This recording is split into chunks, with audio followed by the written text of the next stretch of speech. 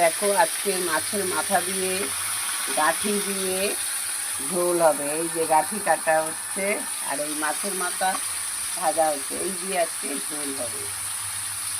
রুই মাছের মাথা দিয়ে ঝোলটা বসাচ্ছি। কি না, গাঁঠি কচু আর আলু একটু সিদ্ধ করে নিয়েছি। এই যে আলুটা দাদু আর গাঁঠি কচু আমরা এটা খাবো। মশলাটা আমার কষানো আছে, মশলাটাকে দিয়ে দিলাম। পেঁয়াজ, আদা, রসুন, ধনে, জিরে কষিয়ে রেখে দিয়েছি একটু, কেন অনেক দেরি হয়ে যাচ্ছিলো বলে এটাকে কলো জিরে দিয়ে দাও। এটা দিয়ে একটু ভেজে জল দিয়ে করে করবো। এখন জল দিয়ে দিয়েছি, মরেছি। এটা ফুটলে একটু মাছের মাথাগুলো দিয়ে লাল ঝোল। কাদের ভালো লাগে চলে এসো আমাদের বাড়িতে। ঝোলটা ফুটে গেছে, মাছটা দিয়ে দিলাম।